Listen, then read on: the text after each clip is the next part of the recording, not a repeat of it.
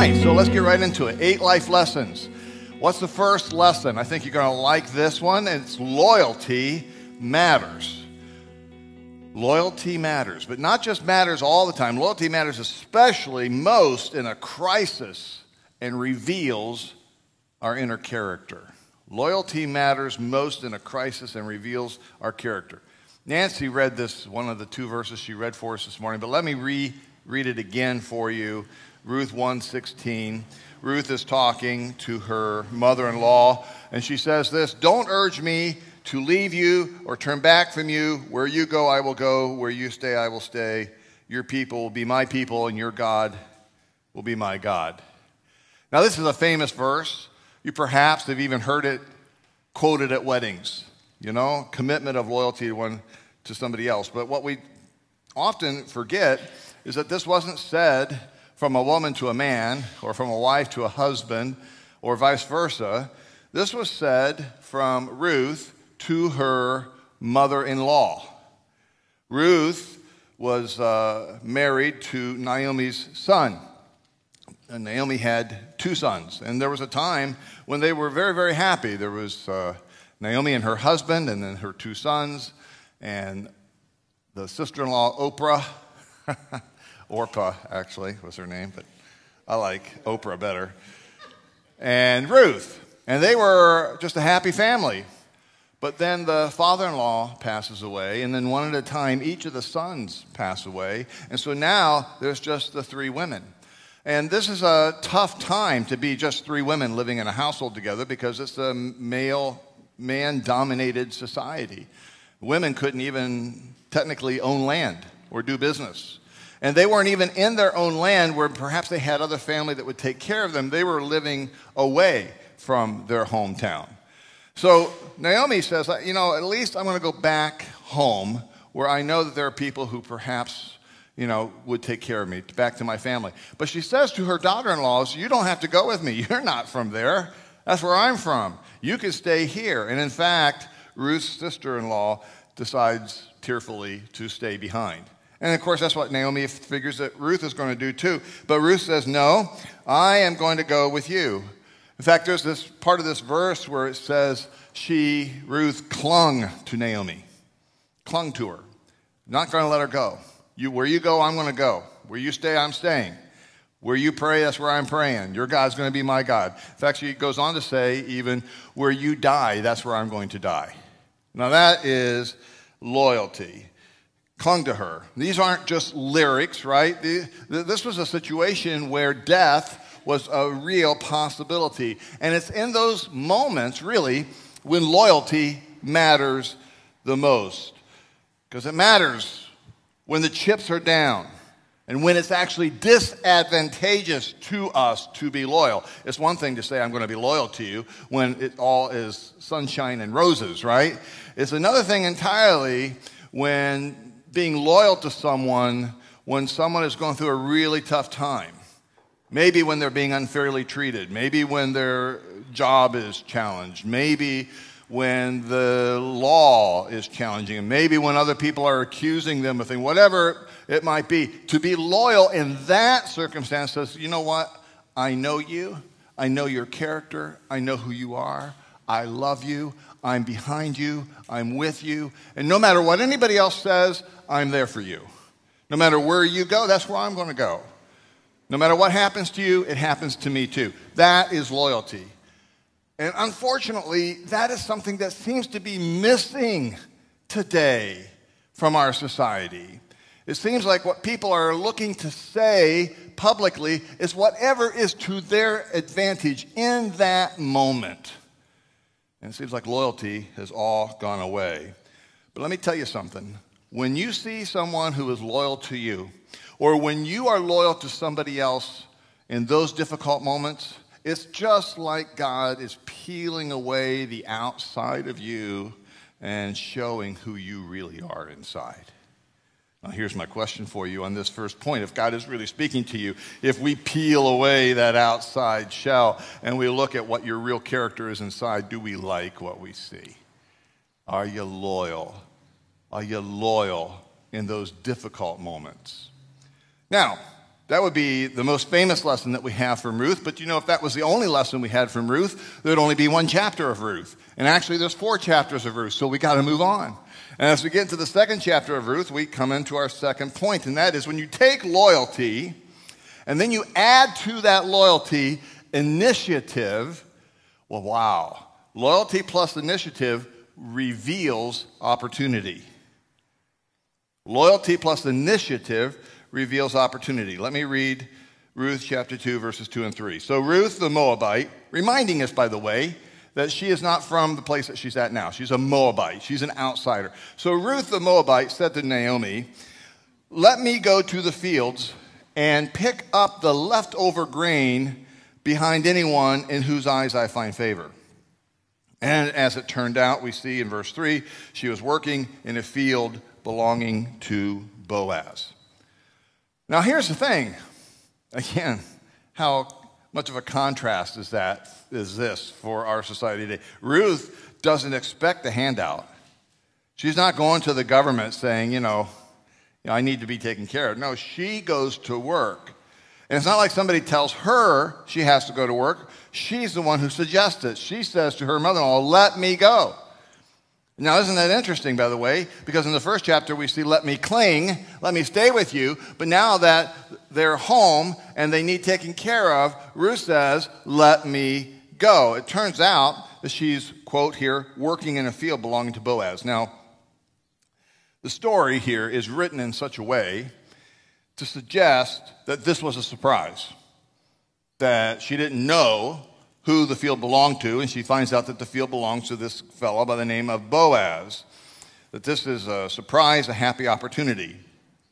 Now, before we go on and we explain who Boaz is, let me just say that it's been my experience in now 61 years, as of yesterday, that this is the way life really is, that life is like that. When you take initiative on your own to discover opportunities that you didn't know were there.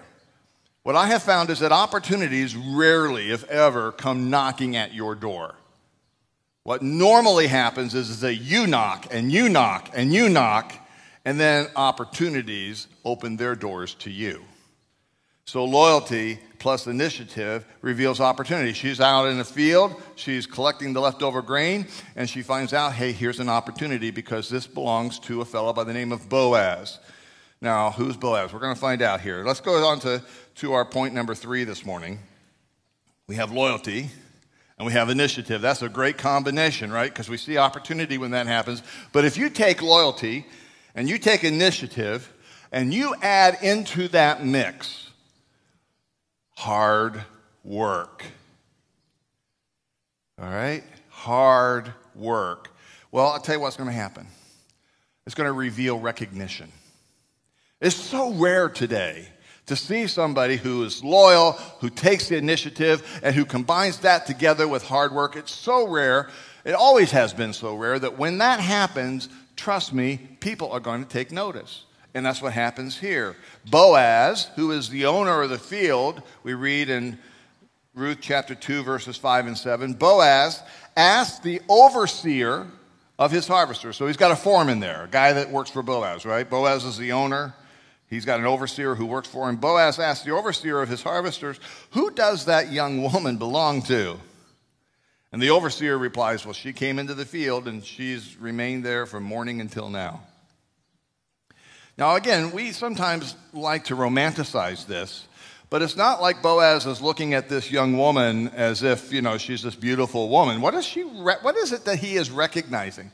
He is recognizing a woman who he finds out is loyal to his mother-in-law and is working hard and is taking the initiative, and that is something that he really appreciates. You see, gleaning, that's what's called here, picking up the leftover grain.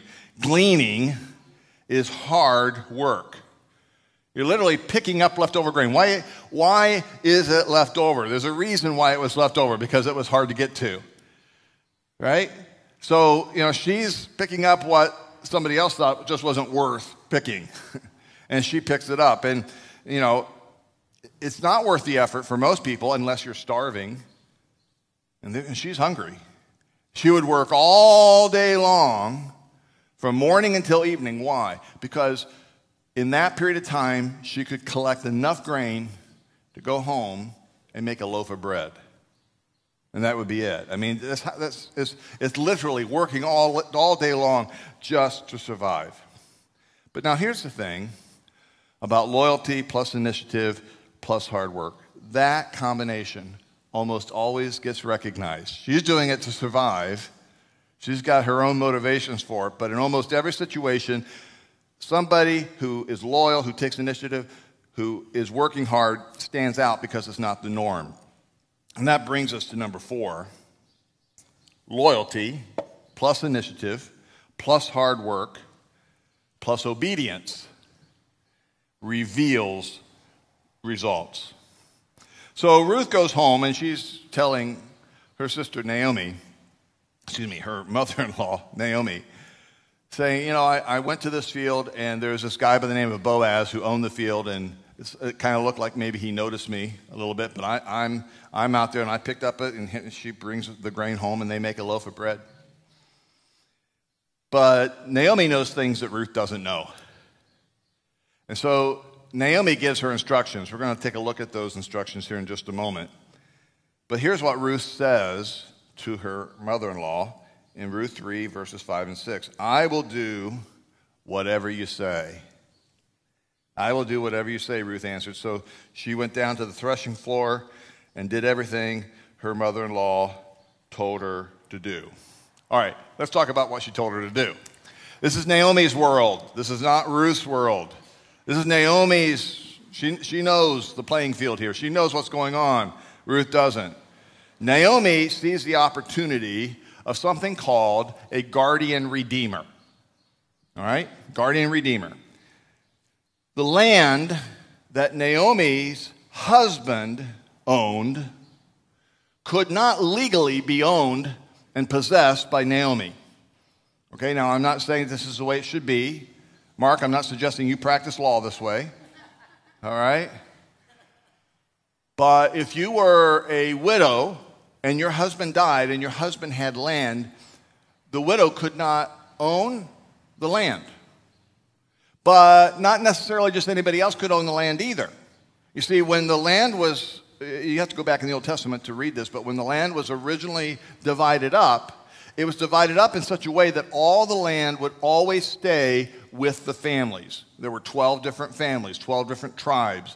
And so it was always set up so that the land would pass from one family member down to another family member. Now, what would be the name of a man who would be a family member who could receive this land and keep it in the family? He would be known as a guardian redeemer. He could redeem the land, keep it in the family, but with that came the obligation to guardian the family.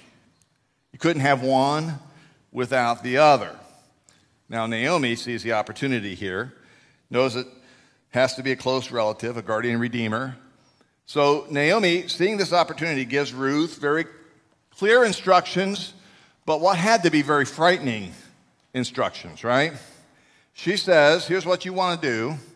I want you to find a place where Boaz is sleeping tonight, guarding his grain, and then I want you to go sleep at his feet. Now, this is a woman who's just, showed up on the scene, who has taken initiative and has worked hard. But this kind of seems like outside the realm of the normal thing that you would expect a mother-in-law to suggest to a daughter-in-law. But here's what she says to Ruth, Ruth 3:11, and now, my daughter, don't be afraid. I will do for you. And then Ruth responds, I will do for you all you ask. See, this is why Naomi says to her, don't be afraid. Because obviously she would be fearful of rejection, of embarrassment, of being thrown out. Who are you? Why do you want this? Or of being taken advantage of. I don't have to spell that out for anybody, right? But Ruth is exceptional. She says, I will do for you all you ask. Now, it's important that we get this understanding. This is not Ruth's land. This is Naomi's, at best, opportunity to pass the land on. But Boaz isn't interested in Naomi. Boaz is interested in Ruth. And who was Ruth married to? The son of the man who owned the land. You see how the dominoes are starting to click and starting to fall into place here? Presumably, Boaz is older. He's probably worked most of his life. He's probably what we would consider to be unattractive to a younger woman. So here, obeying when you take a risk for another's reward is a really bold thing. This is not Ruth looking out for herself. This is Ruth doing what her mother-in-law told her to do. Not for her own benefit, but for her mother-in-law's benefit. All right, let's go on to the next thing so I can explain a little bit more, fill this in. So we come to number 5.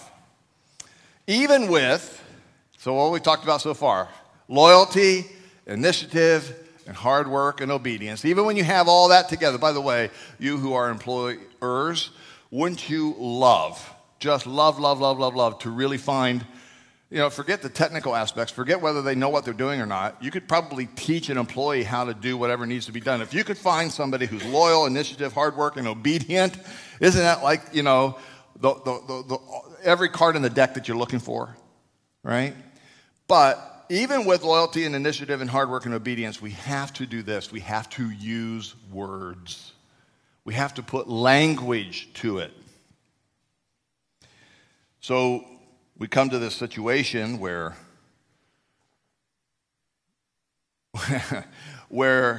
Boaz wakes up in the middle of the night and finds this woman sleeping at his feet. He says, whoa, what are you doing here? Right? That's kind of my interpretation. And Ruth says these words, all right? This is verse 9 in Ruth chapter 3. She said, spread the corner of your garment over me, since you are a guardian redeemer of our family. Now, I want to stop there. This is important. Every single word that she just said is important language that she has learned from her mother-in-law. It doesn't mean as much to us today. All right, but again, referring back to Mark here, if I were a lawyer, this is how I would need to say what I need to say in the correct legal way. All right, does that make sense? Now, before we go on to talk about the story, let's talk about this idea of using words. Sometimes we can have all the internal character traits, all the good things, like loyalty, initiative, hard work, and obedience. But we also have to be able to communicate what we desire with our words. Words matter. Stop and think about this. Words matter. They're unique to human beings and all of creation. We're the only ones who were given the language of words. Now, words come harder for some of us than they do for others of us, but we all have the ability to use words.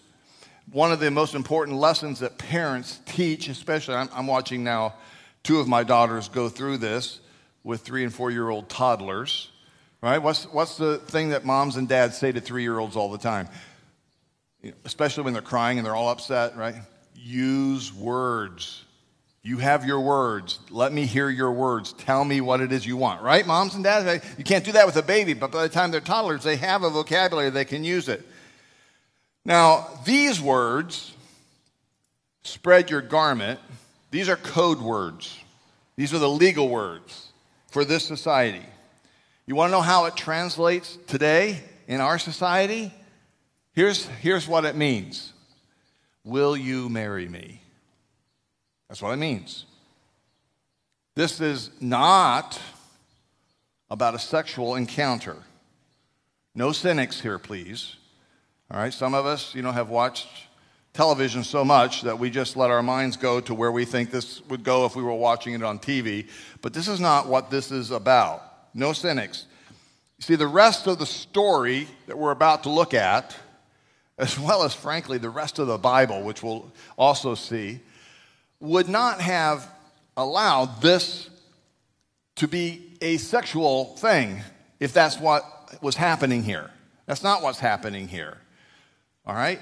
This was a legal, spread your garment over me. Will you marry me? Will you redeem the land? Will you let me be in the family? Will you be in our family? All right? That's what's going on here. Nonetheless, this had to be really hard for Ruth. All right? I mean, I just want you to understand, this would not be, you would have to have a certain amount of bravery, courage to do this. So we have 5 things that we've learned so far, but there's another few things we have to learn. But number 6, we for sure have to know this. Know the rules. Know the rules. So you got loyalty, you've got initiative, you got hard work, you got obedience, and you got your words. But here's the thing, you got to know the rules. You got to know the law.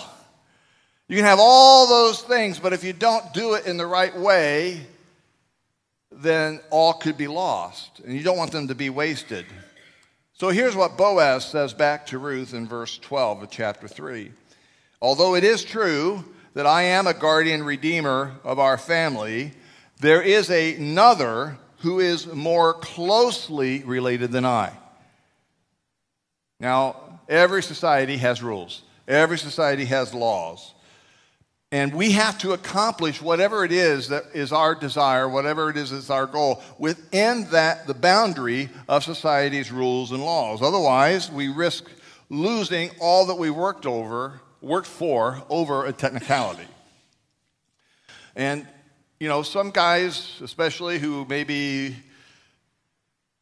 would want to, stretch the rule boundary a little bit, but they will watch football or baseball or any of the other sports and know what all the rules are.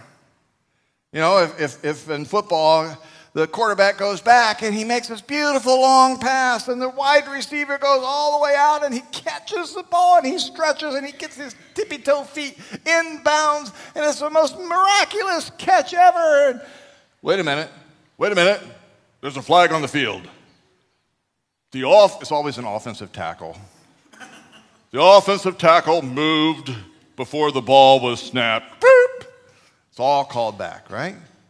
That's what happens when we violate the rules. We can do everything right up to that point, but because of a technicality, we can lose our loyalty and the initiative and hard work and obedience and using the words. All that just goes right out the window because we either didn't know the law or we didn't apply the law. So important here. This Boaz says, I know there is a rule here. And there's another guy who's actually closer to you than I am. I've got to take that into account.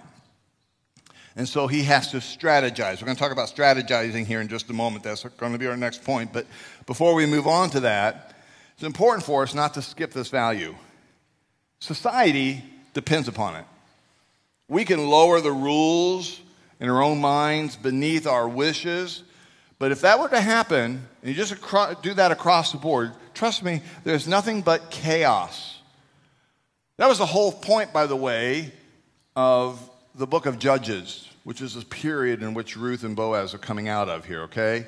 The whole point of the book of Judges, if you read through the book of Judges, there's 2 different points, Judges 17:6 and 21:25, where it says these exact words, everyone did what seemed right in their own eyes. That's another way of saying everybody just made their own rules. Everybody just did what came naturally. And so what happens when that happens and there's no set of rules or boundaries that everybody agrees upon, then there's chaos. Knowing and following the rules may be harder to do, but it's also longer lasting because when you combine all these other things and follow the rules, then you've got something that's going to last for a long time. Make sense? That's why Proverbs is written, to help us to be able to enjoy all the hard work that we put together in our life. But now, I love this next part. Because in addition to all that, come to number 7, we have loyalty, initiative, hard work, obedience, words, and combine that with rules. When you do all of that, but then you add some strategizing, that equals a win-win for everybody. Now, there's one thing about following the rules, know the rules, but follow them in a smart way. Apply them in a smart way. Here, let me just read the verse and then we'll talk about it. Ruth chapter 4, verse 4. So we're getting down to the last chapter here. And this is Boaz speaking. And he's outside the city gates and he's talking to the guardian redeemer who is the one step closer than he is. Quote, this is Boaz, "I thought I should bring this matter to your attention and suggest that you buy it," that would be the land, "in the presence of these seated here and in the presence of the elders of my people." All right, so it's probably been a while since you have read this story, but let me tell you what's going on here. Question is, here's an important principle for us. How can I accomplish what I want to accomplish and yet still remain within the boundary of the rules? That's what's going on here. That takes some thinking through. That takes not just doing the first thing that comes to mind. It means I'm going to think about this for a while. I can imagine that Boaz probably sat up all night long thinking about how he was going to do this. Boaz knows there's another guardian redeemer closer than he. If Boaz tried to talk the guy out of it, what do you think the normal, natural reaction would be of the guardian redeemer who had first rights to it? Well, you're trying to talk me out of it?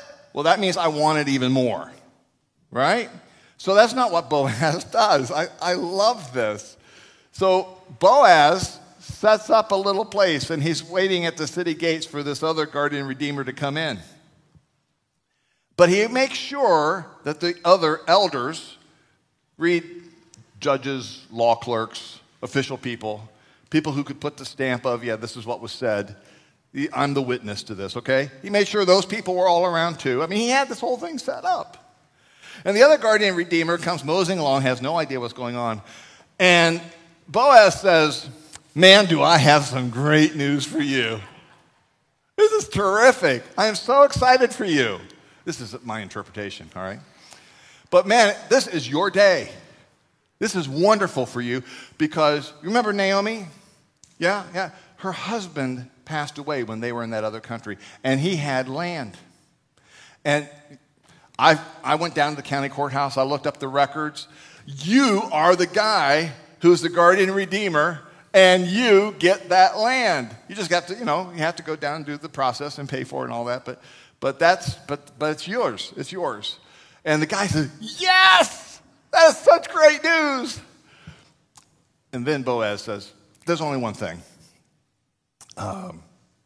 There's the daughter-in-law. Her name is Ruth. And, if you take the land, you got to take the woman too." He didn't start with that, by the way, right? Isn't that interesting? He starts with the other thing first. There's some complications here. Now, we don't read the whole thing, but here I'm kind of guessing that the complications are that the guy's already married. The guy already has maybe multiple women at home. We don't know. This was a time when this kind of happened. And all he knows is, I don't want that in my house. No amount of land is worth the complication that I'm about to face. I can't do it. I just can't do it. Well, if you say so in front of all these witnesses, you can't do it. Well, I guess I'm the next in line. I guess I'll just have to step up to the plate. See, that's called strategy. That's what Boaz does. He takes the combination of this loyalty and initiative and hard work and obedience and words and knowing the rules, but then thinking it through, how's the best way to strategize this so that I can accomplish what it is that I want to accomplish. And so that's what happens here. This entire thing is staged. And this is presented as a good thing. I didn't bend the rules. I followed the rules. And then I use those same rules to cement my preferred position so that everybody wins. Let me tell you something. To do it that way takes patience, takes incredible wisdom, takes maturity. When you find somebody who's got all of these character traits, somebody who is loyal, who takes the initiative, who works hard, who's obedient, who isn't afraid to use the right words, who knows what the rules are, but then who also can strategize and think it through the best way to accomplish what we want to accomplish. That is somebody who's a keeper. That's who you, gals, that's who you're looking for. Guys, that's who you're looking for, right? I mean, this is what we want in our families. This is what we want in our churches. This is what we want in our businesses. This is the people that we want to surround ourselves with. And there's no accident here that God places the book of Ruth right after Proverbs. Because you see, this is what all the Proverbs have been saying. Oh, if you just spent your life reading the Proverbs and living out the Proverbs, your life would look like Ruth and Boaz. Not without problems, not without difficulty, not without challenges, but a life of accomplishment, a life of love, a life of fulfillment. Now, there's one more thing that we find here, and that's our last point. We'll wrap it up here, all right? Number 8, loyalty plus initiative plus hard work plus obedience plus words, using the right words, plus knowing the rules, plus strategizing, and then adding God into the mix. Boy, that's going to be greater than anything we could ever imagine.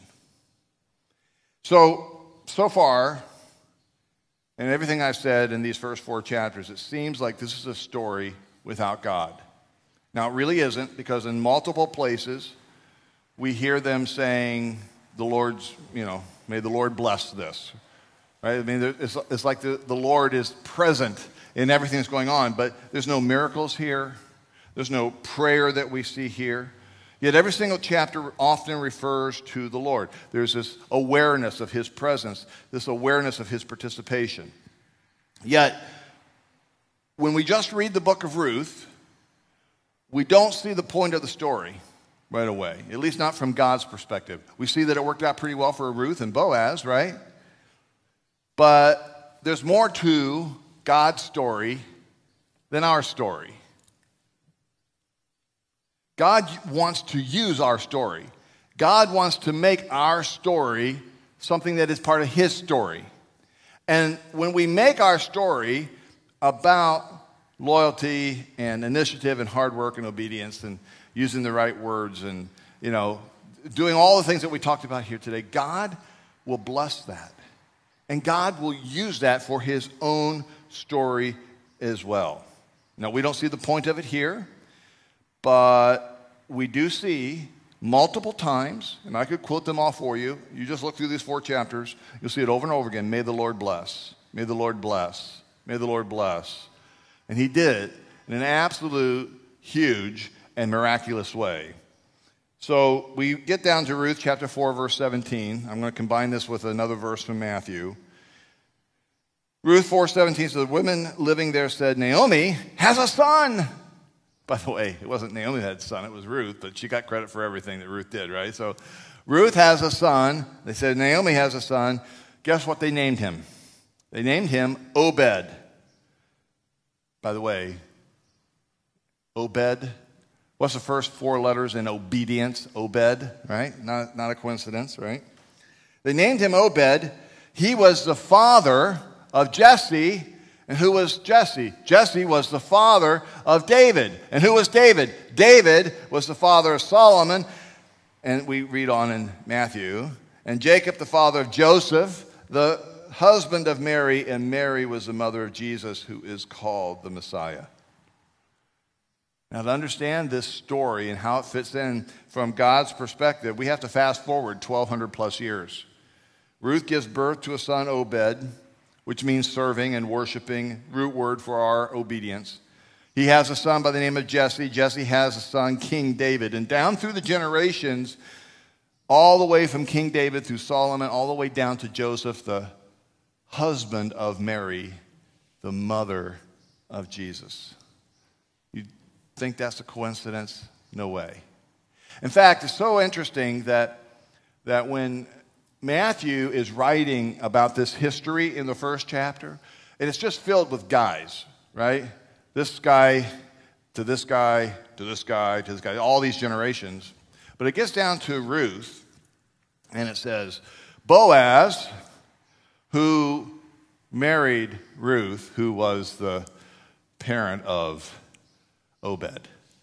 It's almost like God is saying, this woman was so amazing, so outstanding, that I want her name to be remembered throughout all of time. So that whenever you read about the story of Jesus, you cannot help but read and know the story of Ruth. I don't know about you, but when I take a look at this, I think to myself, that is the kind of life that I want to live. It's a love story. It is. It's an absolute love story, but it's a love story that goes beyond the love story between Ruth and Boaz. It also tells us about the love that God has for us, that his love is so reckless that he will take whatever is going on in our life. If we will follow his word, if we will do what he tells us to do, that he will bless it and take whatever the challenges are that we are facing right now and turn it into a blessing that we cannot begin to imagine.